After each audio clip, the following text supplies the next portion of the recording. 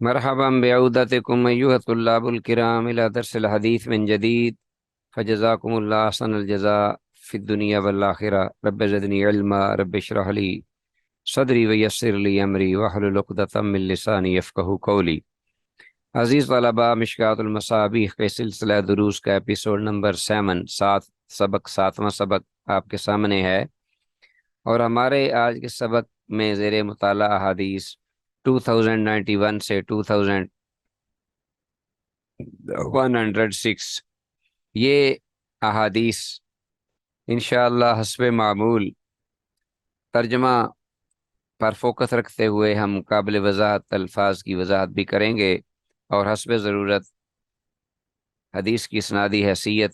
کی بھی نشاندہی کی جائے گی۔ وما توفیقنا الا باللہ۔ تو جیسا کہ آپ جانتے ہیں کہ کتاب الصیام کا وسیع و عریض یہ چیپٹر، اب اس بارے میں متفرق احکام و مسائل کے بارے میں احادیث تھیں، جیسا کہ گزشتہ سبق میں بھی ہم نے وہ احادیث مطالعہ کیں، اور آج بھی ہمارے پاس وہی احادیث ہیں جن کا تعلق رمضان المبارک کے متفرق احکام و مسائل سے ہے۔ تو دیکھتے ہیں آج ہمارے پاس براہ راست کتاب سے میں آپ کو حدیث شیئر کرتا ہوں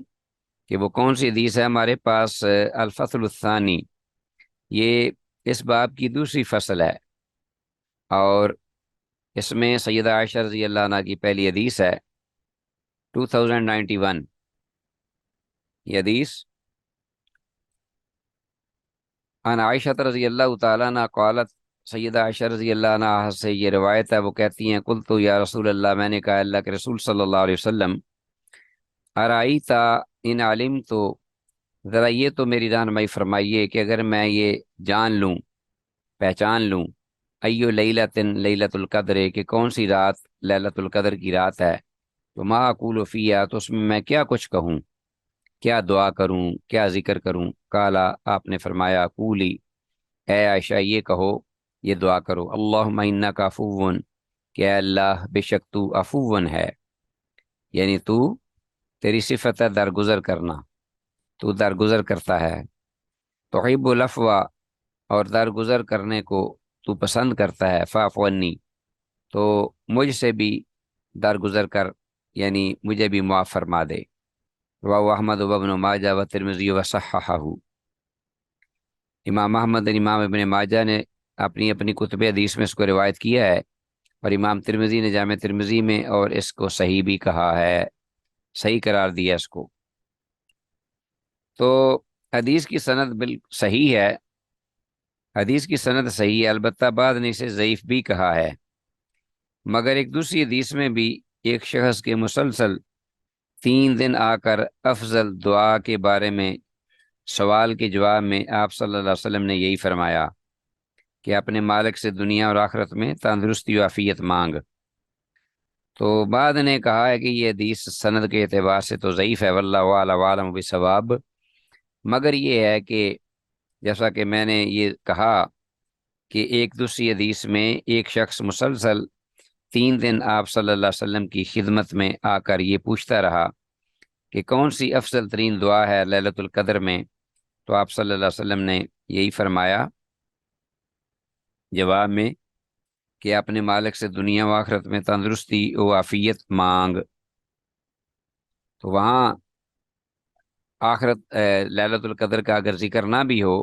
اس حدیث میں، تو بہرحال الفاظ یہی ہیں، اور یہ بھی معنی اور مفہوم میں انہی الفاظ کے ساتھ ملتے جلتے ہیں، جس میں لیلۃ القدر کے بارے میں عائشہ رضی اللہ عنہا کا سوال ہے۔ ہاں جی، آگے ہمارے پاس حدیث ہے عزیز طلبہ، وعن ابی بکرۃ رضی اللہ عنہ، ابو بکرہ رضی اللہ عنہ سے یہ روایت مروی ہے، کالا، سیدنا ابو بکرہ رضی اللہ عنہ سے یہ روایت مروی ہے، کالا، وہ کہتے ہیں سمیعت رسول اللہ صلی اللہ علیہ وسلم یقول، میں نے اللہ کے رسول صلی اللہ علیہ وسلم کو یہ فرماتے سنا، التمسوہا، یعنی لیلۃ القدر، کہ اس کو تلاش کرو، کس کو، یعنی وہ مراد لے رہے تھے لیلۃ القدر کو، قدر والی عزت والی رات کو، فی تسع یبقینا، او فی سبع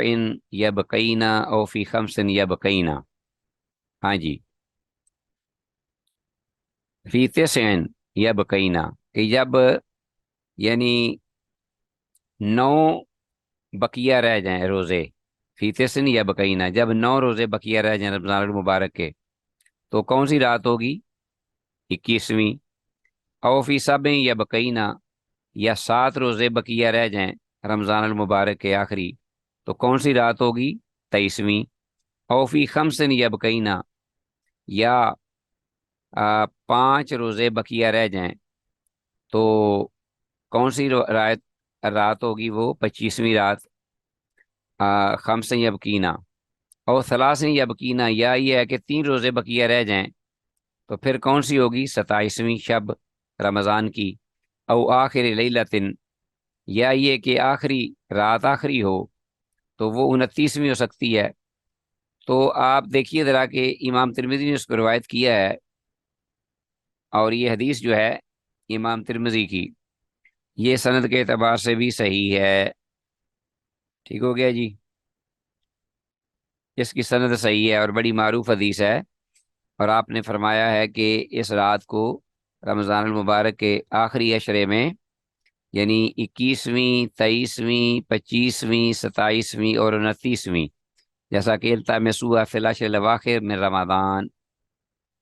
فی الوتر کے الفاظ ہیں صحیح حدیث میں بھی. تو یہ حدیث بھی سند کے اعتبار سے صحیح ہے. ٹھیک ہو گیا جی. آگے زی طلبہ ہمارے پاس حدیث ہے 2093 وان ابن عمر عبداللہ بن عمر رضی اللہ عنہما سے یہ روایت ہے.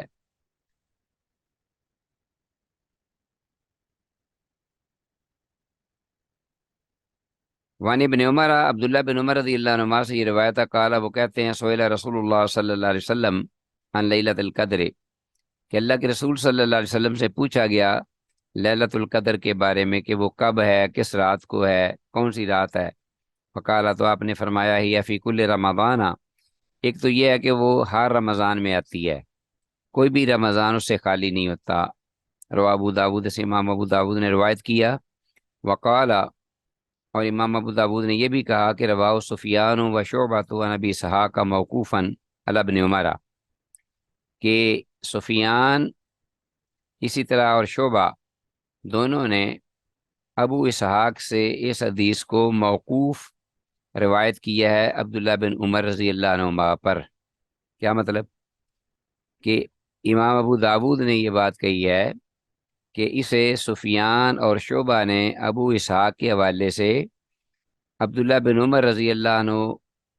عنہما سے موقوفاً، یعنی موقوف بیان کیا ہے، روایت کیا ہے. یہ عبداللہ بن عمر رضی اللہ عنہما کا اپنا یہ قول اور اثر ہے. ٹھیک ہو گیا جی. آگے ہمارے پاس حدیث، اچھا اس حدیث کے بارے میں، اس حدیث کا حضرت عبداللہ بن عمر رضی اللہ عنہما پر موقوف ہونا ہی درست ہے. ٹھیک ہے جی،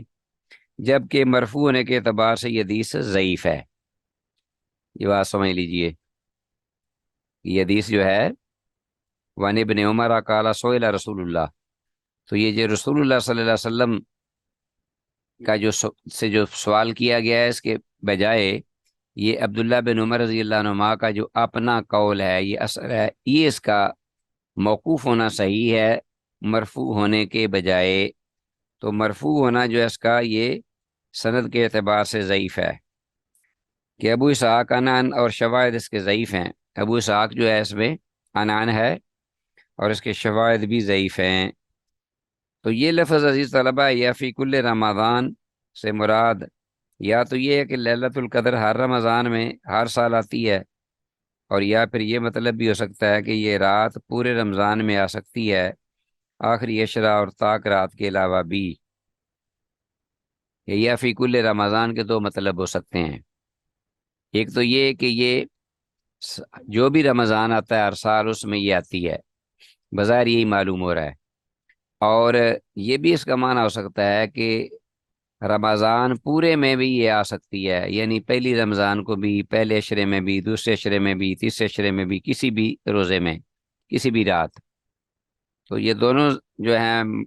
مطلب اس کے مفہوم یہ ذہن میں رکھیے گا، ہو سکتا ہے کہ آپ سے پوچھ لیے جائے امتحان میں۔ آگے ہمارے پاس حدیث ہے 2094 وان عبداللہ بن انیس، عبداللہ بن انیس رضی اللہ تعالیٰ عنہ سے یہ روایت مروی ہے، قال وہ کہتے ہیں قلت یا رسول اللہ، میں نے کہا اللہ کے رسول صلی اللہ علیہ وسلم، ان لی بادیتن اکون فیہا، بے شک میرے لیے بادیہ ہے یعنی جنگل ہے، اکون فیہا میں اسی میں رہتا ہوں، یعنی میری جو رہائش ہے وہ جنگل میں ہے میرا گھر، وانا اصلی فیہا بحمد اللہ، اور میں اللہ کی تعریف سے یعنی اللہ کے فضل اور کرم سے وہاں اس جگہ بھی نماز پڑھتا ہوں۔ فمرنی بلیلۃ انزل الی ھذا المسجد، ہاں جی، تو فمرنی تو مجھے آپ اجازت دیجئے، بلیلۃ کسی بھی ایک رات کے بارے میں، انزل الی ھذا المسجد کہ میں اس رات میں اس مسجد میں آ کر عبادت کروں، یعنی میرا بھی جی چاہتا ہے کہ میں مسجد میں آ کر عبادت کروں، تو آپ مجھے کسی رات کا تعین فرما دیجئے، ٹھیک ہے جی۔ تو فقال، تو آپ نے پھر یہ فرمایا کہ انزل لیلۃ 23، کہ تم ایسے کرو کہ 23ویں رات کو آ جاؤ، 23ویں رات کو قیام کرو۔ تو قیل لابن ہی، تو اب ان کے یہ جو راوی ہیں عبداللہ بن انیس رضی اللہ عنہ، ان کے بیٹے سے پوچھا گیا کہ کیف کان ابو کا یسناؤ، کہ آپ کے والد جو ہیں وہ یہ پھر کیسے کام کیا کرتے تھے، یعنی وہ کیسے یہ مسجد میں آتے اور قیام کرتے تھے جنگل میں سے آ کر۔ کالا، تو بیٹے نے کہا کان یدخل المسجد اذا صلی العصر، کہ وہ مسجد میں داخل ہوتے تھے جب آپ عصر پڑھ لیتے تو مسجد میں داخل ہو جاتے، ہاں جی، اذا صلی العصر یعنی آپ مسجد میں عصر کی نماز جو ہے، عصر جب پڑھ لیتے تو مسجد میں داخل ہوتے، تو فلا یخرجو منہ لحاجت، تو پھر اس کے بعد وہ آپ کسی بھی دنیاوی ضرورت کی خاطر مسجد سے نہیں نکلتے تھے، حتیٰ یصلی الصبح، یہاں تک کہ وہ صبح کی نماز بھی پڑھ لیتے، یعنی فجر کی نماز بھی وہاں پڑھ لیتے۔ اچھا جی، فاذا صلی الصبح، تو پھر جب وہ نماز فجر کی پڑھ لیتے تو وجد دابۃ علی باب المسجد، تو پھر وہ اپنی سواری کو پاتے مسجد کے دروازے پر، فجلس علیہا، تو پھر وہ اپنی سواری پر سوار ہوتے، جلس علیہا ولاحق ببادیتہ، اور اس پر سوار ہو کر پھر وہ جنگل میں آ جاتے۔ رواہ ابو داؤد، سے امام ابو داؤد نے روایت کیا ہے۔ 2094، بعد نے اس حدیث کو ضعیف کہا ہے، ٹھیک ہے، واللہ اعلم بالصواب۔ اس حدیث کی اسناد حسن ہے، بعض یہ کہتے ہیں کہ یہ ضعیف ہے اور بعض کہتے ہیں کہ اس حدیث کی سند جو ہے وہ حسن ہے۔ تو اہل علم کے مابین اختلاف ہوا ہے، تو عزیز طلبہ اس حدیث کے بابت اہل علم کے مابین اہل تحقیق کے درمیان اختلاف ہے، بعض اسے اس کی سند کو حسن کہتے ہیں اور بعض کہتے ہیں کہ اس کی اصل امام مسلم کے ہاں مذکور ہے، لہذا یہ اسنادن حسن ہے، اور بعد نے کہا ہے کہ یہ ضعیف ہے، واللہ اعلم عالم بالصواب۔ بہرحال ہم اس کا علم جو ہے وہ اللہ جل شانہ کی طرف ریفر کرتے ہیں، سونپتے ہیں۔ آگے ہمارے پاس حدیث الفصل الثالث، تیسری فصل میں، باب کی تیسری فصل میں یہ حدیث آ رہی ہے۔ وان عبادۃ بن صامت، عبادہ بن صامت رضی اللہ عنہ سے روایت ہے، قال، وہ کہتے ہیں کہ خرج النبی صلی اللہ علیہ وسلم، کہ اللہ کے نبی صلی اللہ علیہ وسلم باہر تشریف لائے، لیخبرنا بلیلۃ القدر، تاکہ وہ ہمیں خبر دیں لیلۃ القدر کی کون سی رات ہے۔ فطلعها رجلان من المسلمین، تو دو آدمی مسلمانوں میں سے وہ آپس میں باہم لڑ رہے تھے، فطلعها جگڑ رہے تھے، رجلان من المسلمین، فقال، تو آپ نے فرمایا، خرجت لیخبرکم، یعنی صحابہ سے بعد میں آ کر فرمایا، وہ جھگڑا نپٹایا اور پھر فرمایا کہ میں نکلا تھا تاکہ تم کو خبر دوں بلیلۃ القدر، لیلۃ القدر کی بابت۔ فطلعها فلان و فلان، تو دو فلاں فلاں جو شخص تھے آپس میں جھگڑ رہے تھے، فرفعت تو مجھ سے وہ جو رات کا لیلۃ القدر کی رات کا علم جو ہے وہ اٹھا لیا گیا، میں وہاں مشغول ہو گیا، ان کا جھگڑا نپٹانے کے لیے کھڑا ہو گیا، اور مجھے وہ بلا دیا گیا وہ علم کے کون سی رات تھی۔ وَعَسَىٰ أَن يَكُونَ خَيْرًا لَكُمْ، اور قریب ہے کہ یہ معاملہ تمہارے حق میں بہتر ہو۔ ٹھیک ہے جی، یہ بہتر کس اعتبار سے ہو کہ فَالْتَمِسُوا، آپ اس کو تلاش کرو، فِي التَّاسِعَةِ وَالسَّابِعَةِ وَالْخَامِسَةِ، یعنی اس کو 21ویں میں، والسابعات 23ویں میں، والخامسات اور 25ویں میں۔ ہاں جی، 21ویں، 23ویں اور 25ویں، اب اس میں اس کو تلاش کرو۔ تو اب اس میں 27ویں کا ذکر نہیں ہے اور نہ 29 کا ذکر ہے، 29ویں رات کا، بلکہ پہلی جو ہے نا 3، 21ویں اور اسی طرح 23ویں اور اسی طرح 25ویں رات، رواہ البخاری سے امام بخاری نے روایت کی ہے۔ تو عزیز طلبہ، جیسا کہ پہلے ہم نے ذکر کیا ہے کہ مختلف احادیث میں مختلف راتوں کا ذکر ہوا ہے کہ اس میں لیلۃ القدر ہے۔ فَطَلَعَ رَجُلَانِ کا مطلب ہے دو آدمی باہم جھگڑ رہے تھے، ان کو انڈر لائن کیجئے۔ آگے حدیث ہے ہمارے پاس، وعن انس بن مالک، انس بن مالک رضی اللہ تعالیٰ عنہ سے یہ روایت مروی ہے، قال، وہ کہتے ہیں، قال رسول اللہ صلی اللہ علیہ وسلم، کہ اللہ کے رسول صلی اللہ علیہ وسلم نے ارشاد فرمایا، اذا کان لیلۃ القدر، کہ جب لیلۃ القدر ہوتی ہے، نزل جبریل علیہ السلام، جبریل علیہ السلام اترتے ہیں، آتے ہیں۔ تو قرآن میں بھی ہے نا، تنزل الملائکۃ والروح فیہا فی کبکبۃ من الملائکۃ، اللہ اکبر، فی کبکبۃ من الملائکۃ، او کبکبۃ کے بھی لکھا گیا، اس کو پڑھا گیا فی کبکبۃ، او کبکبۃ اور کبکبۃ من الملائکۃ، فرشتوں کے جھنڈ میں، ہیں جی، پوری جماعت میں جبریل الامین آتے ہیں، یصلون علی کل عبد قائم، وہ رحمت کی دعا کرتے ہیں ہر اس بندے پر جو قیام میں ہوتا ہے، او قائد، یا بیٹھا ہوتا ہے، یذکر اللہ عز وجل، اللہ عز وجل کا ذکر کر رہا ہوتا ہے۔ فَإِذَا كَانَ يَوْمُ عِيدِهِمْ، تو پھر جب ان کی عید کا دن آتا ہے، یعنی رمضان ختم ہو جاتا ہے، یعنی یوم فطرہم، رمضان ختم ہو گیا اور ان کی عید الفطر آ گئی، یوم فطرہم، باہا بہم ملائکتہ، بہم ملائکتہ، تو اللہ جل شانہ ان کے ذریعے اپنے فرشتوں کے سامنے فخر کرتا ہے۔ تو اللہ جل شانہ ان کے ذریعے ان کے سامنے اپنے فرشتوں، اپنے ان پر اپنے فرشتوں کے سامنے فخر کرتا ہے۔ فقالا، تو اللہ فرماتا ہے، یا ملائکت، یا میرے فرشتوں، ما جزاء اجیرن، کہ اس اجیر یعنی مزدور کا کیا بدلہ ہے، وفا عملہ، جو اپنا کام پورا پورا اپنا کر لے، یعنی پوری اپنا محنت اور کوشش اور نیک نیتی سے جو پورا پورا اپنا عمل سر انجام دے، اپنی مزدوری کرے۔ قالوا، فرشتے کہتے ہیں، ربنا،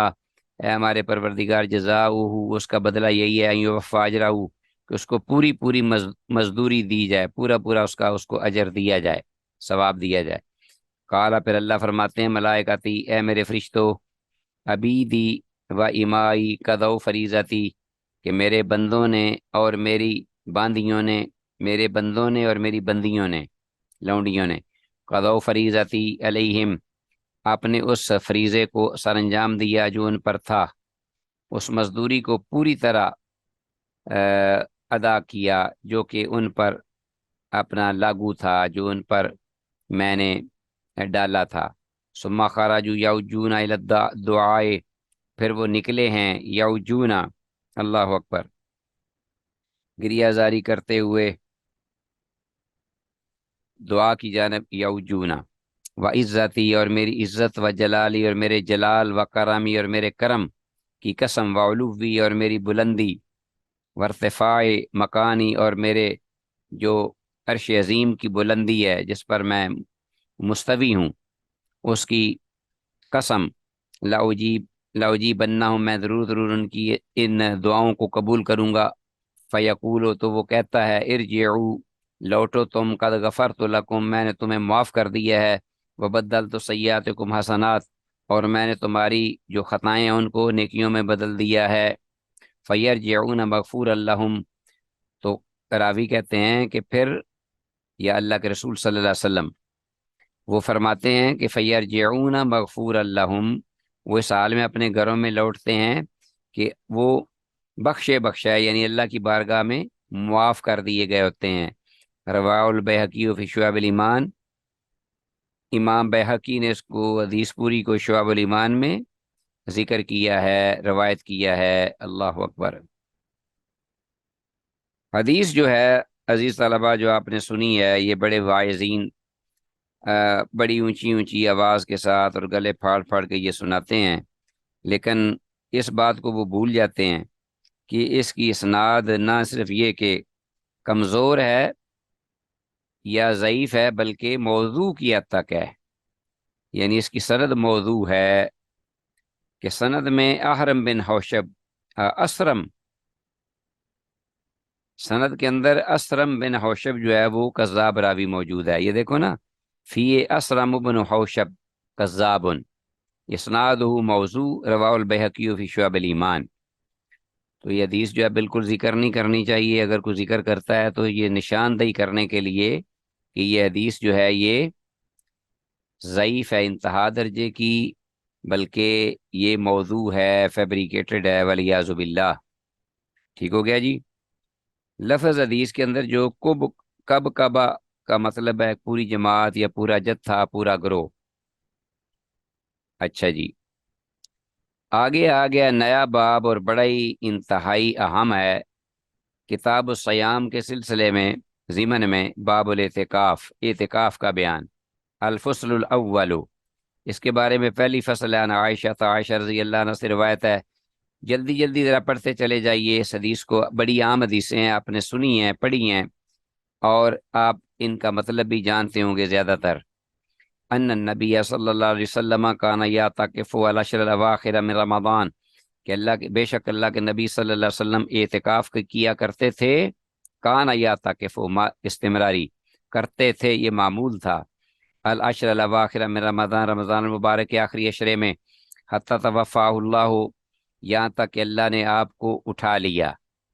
اپنے پاس بلا لیا۔ ثم اعتکف ازواجہ من بعدی، پھر آپ صلی اللہ علیہ وسلم کے بعد آپ کی ازواج مطہرات نے اعتکاف کیا، متفق علیہ۔ لیکن خواتین کا جو اعتکاف ہے وہ مسجد میں ہی ہوگا، کیونکہ اعتکاف کی اصل جگہ ہی مسجد ہے، خواہ کو مرد ہو یا عورت ہو۔ ٹھیک ہو گیا جی۔ تو یہ حدیث جو ہے، اعتکاف یہ ہے کہ بندہ روزہ کی حالت میں مسجد میں شب و روز ٹھہر کر عبادت کرے، وہاں چمٹ جائے اللہ کی عبادت کے ساتھ،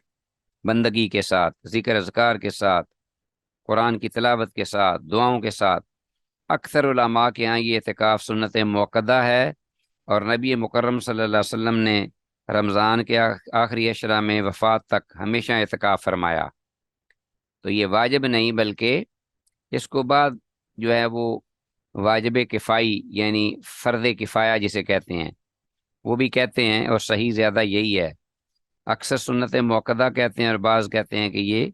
واجب یعنی فرض کفایہ ہے، اگر ایک بھی محلے میں یا ایک چٹا علاقے ایک میں، کالا دو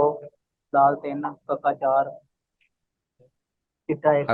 اگر ایک آدمی بھی محلے میں ایک یا علاقے میں دو اس مسجد میں تین چار پانچ بس یا دو اعتکاف کر لیں تو بقیہ لوگوں کی جانب سے وہ ادا ہو جائے گا۔ ٹھیک ہے جی، اور اگر ایک بھی نہ ہو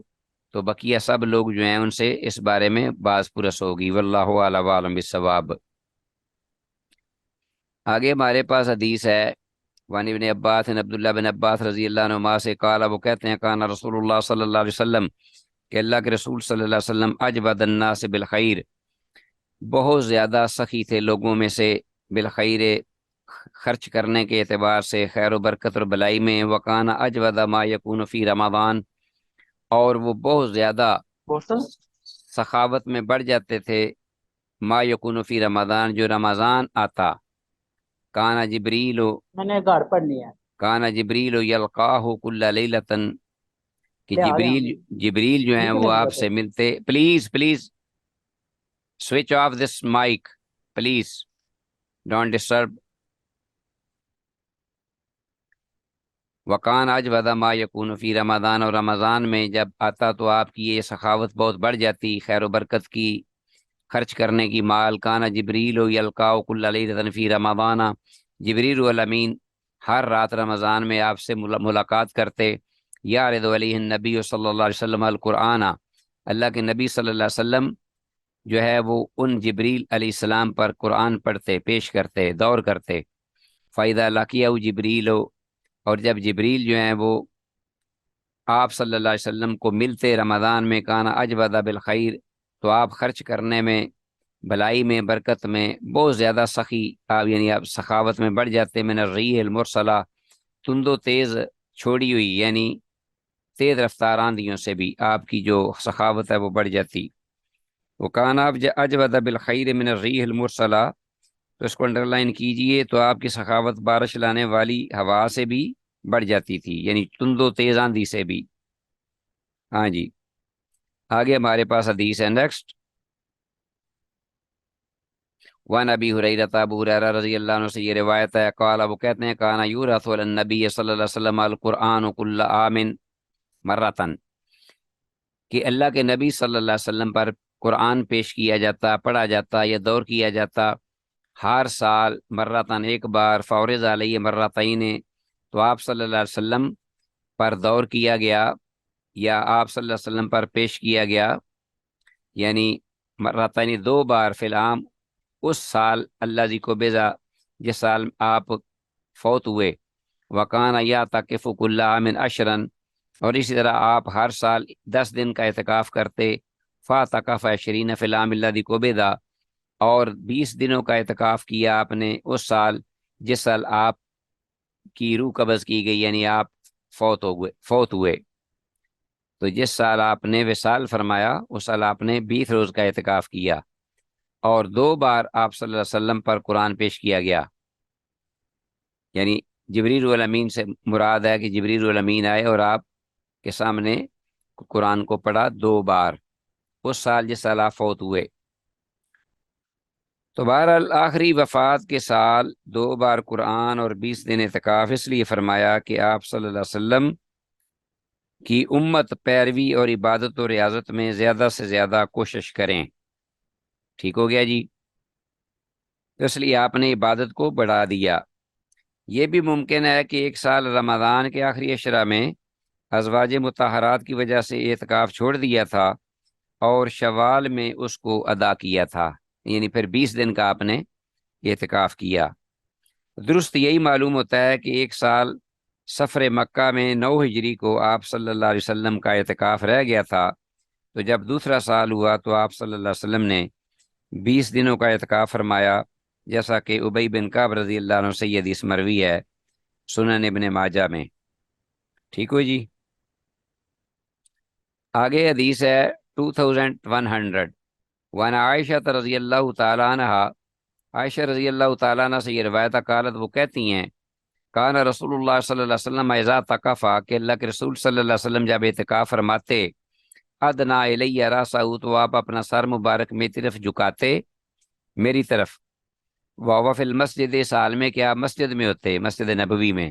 فورجلہ، تو میں آپ کے سر مبارک میں کنگھی کرتی۔ وکان لا يدخل البیت الا لحاجۃ الانسان، اور آپ اعتکاف کی حالت میں مسجد سے گھر میں نہیں داخل ہوا کرتے تھے سوائے اس ضرورت کے جو کہ ایک انسان کو لاحق ہوتی ہے، یعنی پیشاب وغیرہ کے لیے۔ متفق علیہ، سے امام بخاری اور امام مسلم نے روایت کیا ہے، اور حدیث میں الفاظ فَأُرَجِّلُهُ یا اُرَجِّلَهُ، فَأُرَجِّلُهُ کا مطلب ہے تو میں آپ صلی اللہ علیہ وسلم کو کنگھی کر دیا کرتی تھی۔ تو آتے ہیں بقیہ آج کے سبق کی جو احادیث ہیں ان کی جانب۔ تو ہمارے پاس جو حدیث تھی اب اس وقت زیر مطالعہ وہ 2101، یہ حدیث ہے۔ وعن ابن عمر، عبداللہ بن عمر رضی اللہ عنہما سے یہ روایت ہے، ان عمر سأل النبی صلی اللہ علیہ وسلم، کہ بے شک عمر، یعنی عمر بن خطاب جو ہیں رضی اللہ تعالیٰ عنہ، انہوں نے سوال کیا اللہ کے نبی صلی اللہ علیہ وسلم سے، اور کیا سوال کیا؟ کہا کہ کن تو نظر تو فی الجاہلیتی، کہ اے اللہ کے نبی صلی اللہ علیہ وسلم میں نے نظر مانی تھی جاہلیت میں، یعنی اسلام بیفور اسلام، اسلام سے پہلے میں نے جاہلیت میں نظر مانی تھی کہ ان اعتکف لیلۃً، کہ میں اعتکاف کروں گا ایک رات فی المسجد الحرام، مسجد الحرام میں ایک رات کا اعتکاف کروں گا۔ تو کالا، آپ نے فرمایا یہ سن کر، فاؤف بنظر کا، تو پھر تم اپنی نظر کو اب پوری کر لو۔ متفق علیہ، تو یہ حدیث جو ہے متفق علیہ ہے، اپنی صحت میں پیک پر ہے۔ تو یہ حدیث بالکل کلیئر ہے اس نظر کے بارے میں کہ جو کہ آدمی نظر مانتا ہے اللہ کی اطاعت میں، تو معلوم ہوا کہ حالت کفر کی نظر کو بھی پورا کرنا واجب ہے، اس لیے کہ آپ نے حکم دیا فاؤف بنظرک، کہ اپنی نظر کو پورا کرو، جیسا کہ قرآن مجید میں بھی ہے نا، وَلْيُوفُوا نُذُورَهُمْ وَلْيَطَّوَّفُوا بِالْبَيْتِ الْعَتِيقِ، کہ انہیں چاہیے کہ اپنی نظروں کو پورا کریں اور اللہ کا گھر جو عتیق ہے، بیت عتیق، آزاد گھر، اس کا طواف کریں۔ تو یہ بظاہر حکم ہے، تو الامر یقتضی الوجوب، بظاہر حکم جو ہوتا ہے شریعت کی طرف، اشارے کی طرف سے، تو وہ وجوب کا تقاضا کرتا ہے، تو یہ واجب ہے۔ تو حالت کفر کی نظر کو پورا کرنا واجب ہے، بشرطے کہ وہ خلاف شرع نہ ہو، شریعت کے خلاف نہ ہو۔ تو یہ اللہ کی اطاعت میں تھا، چونکہ مسجد الحرام میں اعتکاف اللہ ہی کے لیے تھا، اس لیے آپ نے فرمایا کہ اس کو پورا کرو۔ امام نسائی رحمہ اللہ کی روایت کے مطابق سیدنا عمر رضی اللہ عنہ سے روزہ کا حکم صراحت سے مذکور ہے۔ امام نسائی کی روایت میں روزے کا بھی ذکر ہوا ہے، مگر اس کی سند میں عبداللہ بن حذیل راوی ضعیف ہے، کہ عمر رضی اللہ عنہ جو ہیں وہ اعتکاف یعنی کے ساتھ روزے میں بھی، یعنی روزہ بھی رکھیں۔ اچھا جی، مگر اس کی جو سند ہے وہ صحیح نہیں ہے عزیز طلبہ، لہٰذا یہ معیار صحت کو حدیث نہیں پہنچتی، تو جو نظر ہے اس کا حکم جو ہے وہ واضح اور کلیئر ہے، متفق علیہ۔ آگے ہمارے پاس فصل الثانی، اس باب کی دوسری فصل ہے اعتکاف کے سلسلے میں، اور پہلی حدیث ہمارے پاس 2102، وہ انس بن مالک رضی اللہ عنہ سے یہ روایت ہے، قال، آپ نے فرمایا، یعنی انس بن مالک رضی اللہ عنہ نے، وہ کہتے ہیں کہ کان النبی صلی اللہ علیہ وسلم یا تاکف فی العشر الاواخر میں رمضان، کہ اللہ کے نبی صلی اللہ علیہ وسلم اعتکاف کیا کرتے تھے فی العشر الاواخر، آخری اشرا میں، رمضان میں، رمضان سے، رمضان کے آخری اشرا میں اعتکاف کرتے تھے۔ فلم یا تقف آمن، تو آپ نے ایک سال کا اعتکاف نہیں کیا یا کر سکے۔ فلما کان العام المقبل، تو پھر جب آئندہ سال آیا، یعنی نیکسٹ ایئر، آنے والا سال جب آیا، اعتکاف 20، تو آپ صلی اللہ علیہ وسلم نے 20 دنوں کا اعتکاف کیا۔ رواه ترمذی، سے امام ترمذی نے روایت کیا ہے۔ تو یہ آپ صلی اللہ علیہ وسلم کا اپنا ذاتی عمل تھا، پہلے بھی اس حدیث میں گزرا ہے، اور اس میں اختلاف ہے کہ یہ آپ نے یہ 20 دن کا اعتکاف، بعض میں ہے کہ آپ مکہ کی جانب سفر میں تھے، اور اپنی ازواج مطہرات نے خیمے لگائے تھے، تو ان کے اٹھ جانے سے آپ نے بھی اپنا خیمہ جو ہے اٹھا لیا اعتکاف کا، اور پھر شوال میں 20 دن کا اعتکاف کیا۔ بہرحال اعتکاف آپ نے 20 دن کا کیا ہے، اس میں کوئی شک نہیں۔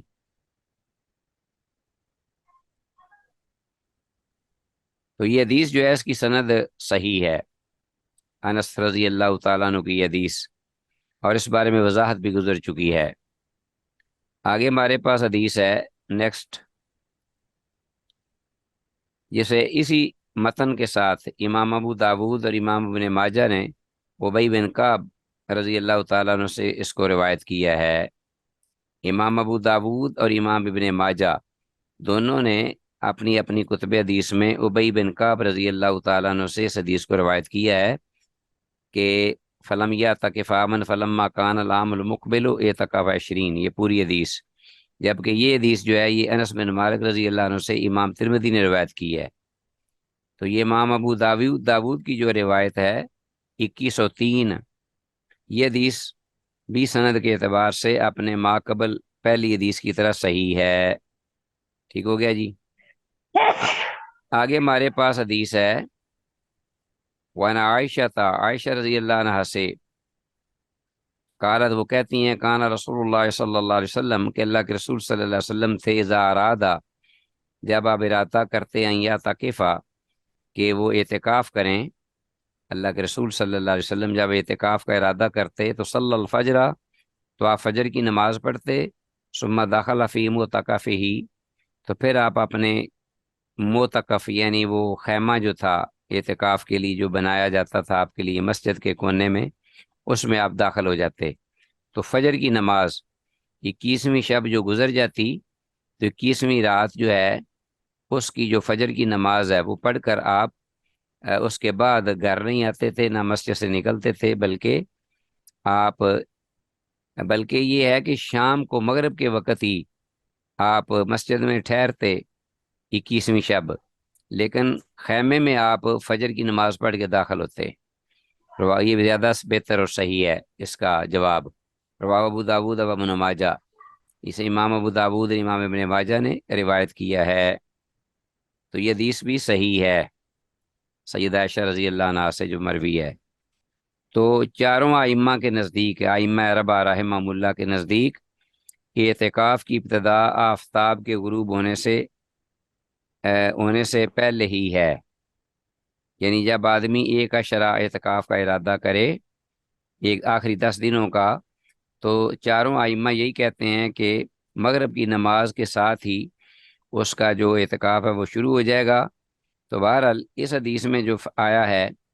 تو اس میں یہی واضح ہوتا ہے کہ آپ صلی اللہ علیہ وسلم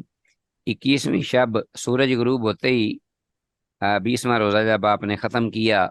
اور 21ویں رات شروع ہوئی تو آپ مغرب کے وقت نماز پڑھ کے گھر نہیں گئے بلکہ مسجد میں ہی ٹھہرے، لیکن اپنے معتکف خیمے میں آپ فجر کی نماز پڑھ کے اس میں داخل ہوئے۔ تو یہ سب سے بیسٹ اس کا مطلب ہے، توجیہ ہے، اگر دیگر روایات کو بھی سامنے رکھیں تو۔ وعنہا، اور اگلی حدیث ہے ہمارے پاس عائشہ رضی اللہ تعالیٰ عنہ سے ہی، قالت وہ کہتی ہیں، ہاں جی اعتکاف کے بارے میں ہی، کہ کان النبی صلی اللہ علیہ وسلم کہ اللہ کے نبی صلی اللہ علیہ وسلم تھے یعود المریدہ مریض کی عیادت کرتے، و معتکفون اس حال میں کہ آپ اعتکاف میں ہوتے تھے، فیمر کما ہوا فلا یعرج یسأل عنہ، ہاں جی، اور آپ گزرتے،